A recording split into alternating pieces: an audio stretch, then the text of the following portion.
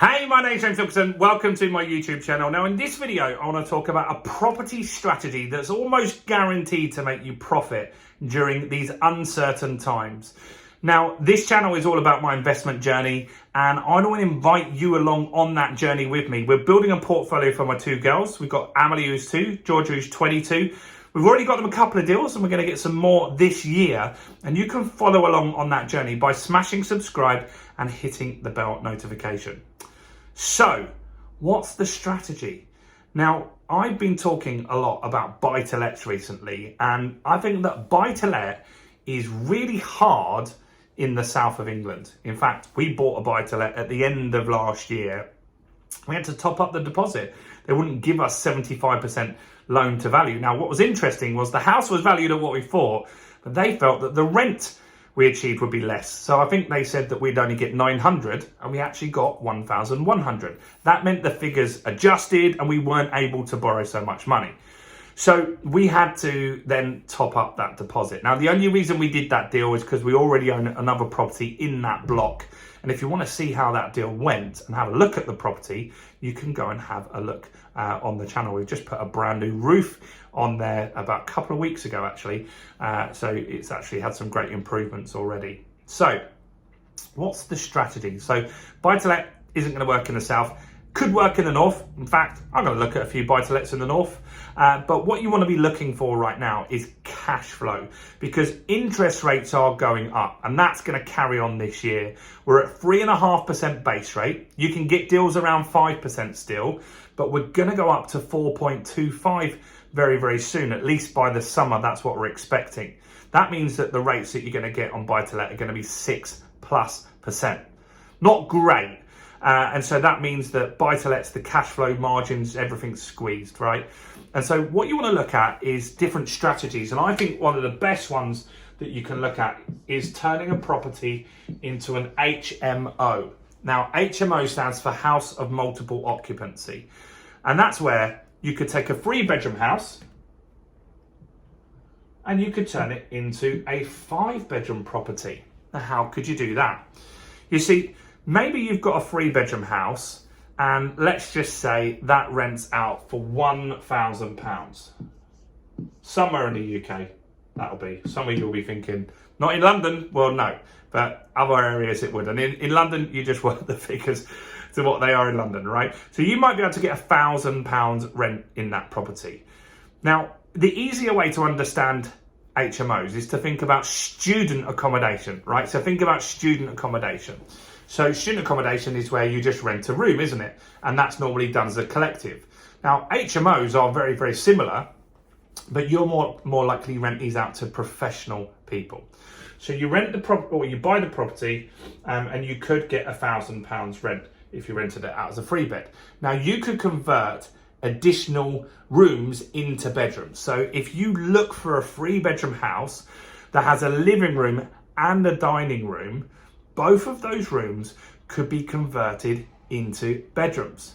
How do you do that, you ask? Well, if you find the right one, you just put a bed in it. It's quite straightforward. The room will be set up as it needs to be already. You just need to make sure that you follow regulations and stuff like that. So with HMOs, there's more red tape around it. So you have to check with the local council about licensing and stuff like that. We actually have a program called the HMO Accelerator, which you can get on sale with 50% discount if you put the code January into the checkout. I'll put a link to that below. If you put the code January in, you will get 50% off that program, so you can find out all the legislation and how it works.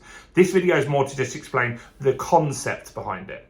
So you turn that into a 5-bedroom property by turning living rooms and dining rooms into bedrooms. Now let's just say you were able to get £500 a month per room. You're now getting gross rent £2,500. Now, if that's in London, some places rent out a room in London, depending on the area of London, for £900 or £1,000 just for a room in London. Up north, you might find some places where it's £300, but then the house is going to be cheaper, and then the rent that you would have achieved would have been less. It might have only been 600, right? So it really depends on the area, but just work off these numbers. So you've now got £2,500 coming in, way better than £1,000 coming in.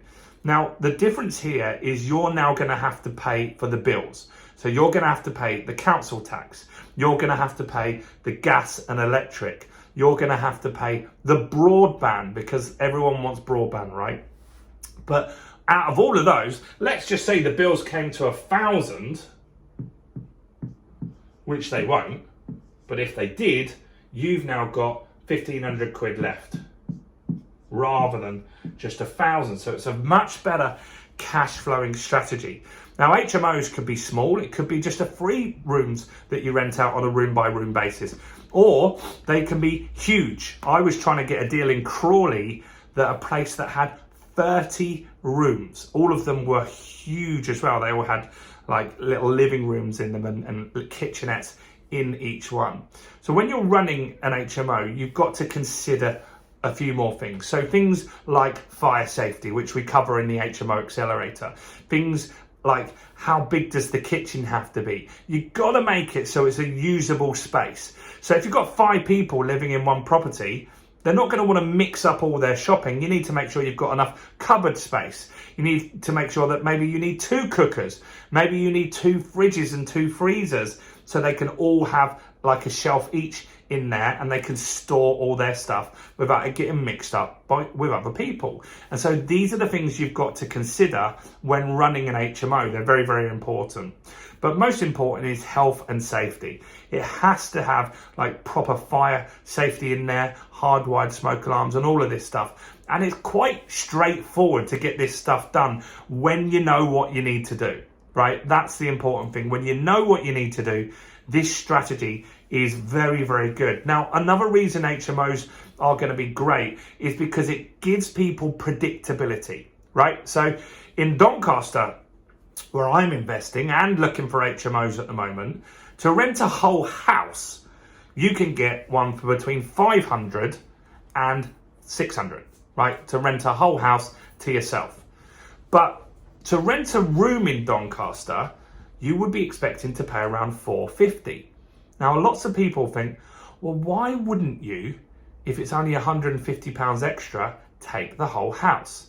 Well, the reason is because of the bills. So it's 600 quid to rent the house, but then the bills are 400 or 500 quid on there. So it's actually £1,000 or 1,100 to rent that property. Whereas if they take a room, it's just £450 flat rate. Now, there's lots of people that work in professional jobs up there. There's lots of people working for places like Amazon. There's other big companies coming in. There's huge companies and huge projects going on in there because they've just got city status. And so if you can rent out on a room by room basis, it's going to massively improve your cash flow. The energy costs are also going to be going down in April. So that's another positive thing that means you'll make more profit because you're paying for the gas and electric, right? But this is a great way to really maximize your returns. And I think you should be looking at high cash flow strategies. And we're going to cover more in the next few days, but I think HMOs are a great one. And you should have a checkout of the HMO Accelerator. So I'll put a link in the description. Use the code January and you'll get 50% off for being a loyal YouTube subscriber. Do check out all the other content on my channel. If you found that interesting or you're interested in HMOs, or you just like me on my channel, give me a quick like, guys. That really helps with YouTube's algorithm. Subscribe if you didn't earlier. Do comment below, let me know your thoughts. Do you think you could do another strategy? What would you like to do to make some money? Do check out all the other content on my channel, including this video right here.